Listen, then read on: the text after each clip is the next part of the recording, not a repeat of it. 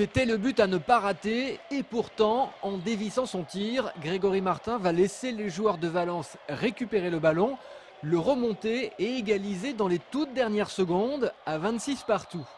Évidemment, le joueur noyangevin était inconsolable, mais il n'est pas le seul responsable.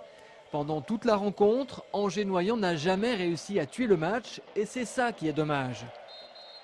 Oui, déçu parce qu'on fait que match nul alors que j'ai le sentiment qu'on avait le match en main, en particulier en première mi-temps. Maintenant, je crois qu'on a rencontré une équipe de Valence qui savait que c'était important pour eux, aussi important que pour nous. Donc ils ont joué leur jeu, ils se sont battus jusqu'au bout. En plus, Valence est avant-dernier. C'était le dernier match de la phase aller. Il se jouait après 3 semaines de trêve. Angers-Noyant manque de reprise. Le bilan est tout de même correct avec sa 9e place. Angers-Noyant ne fait pas partie des relégables et peut maintenant viser une seconde moitié de saison plus mordante. C'est en tout cas ce que nous explique Anthony Lambert. Le demi-centre d'Angers-Noyant est l'invité de Sport 7 cette semaine.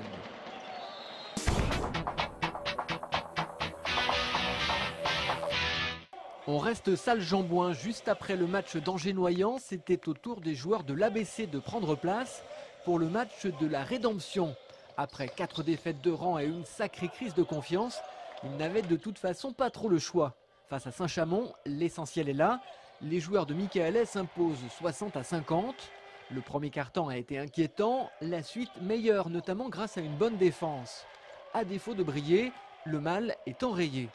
Du côté de Saint-Léonard, on a réussi une belle performance en allant s'imposer à Épinal 69-74.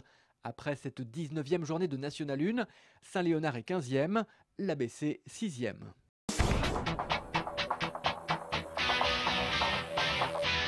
En hockey sur glace, les Ducs d'Angers n'ont pas fait dans la demi-mesure. 18e journée de Ligue Magnus et victoire 10-1 sur Neuilly, c'est un véritable carton. Avec en prime 5 buts de Thomas Baluch et le retour sur la glace de Mathias Mezzaranta. Rouen, Briançon et Amiens ont également gagné. Le classement ne change pas. Les Ducs sont toujours seuls leaders du championnat et peuvent désormais nourrir de belles ambitions.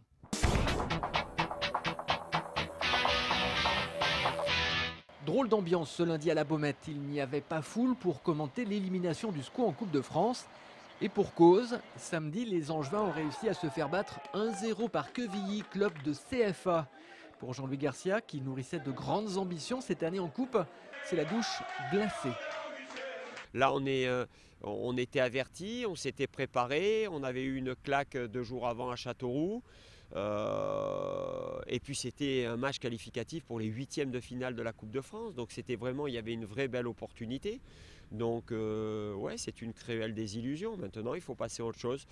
Autre élimination, celle de Saumur, mais là c'est plus festif.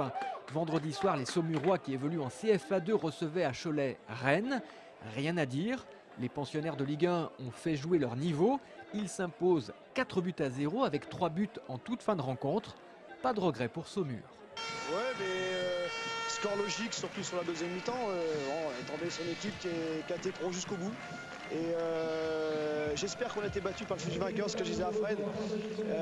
C'est tout le mal qu'on leur souhaite. En tout cas, maintenant, on va être leur premier supporter.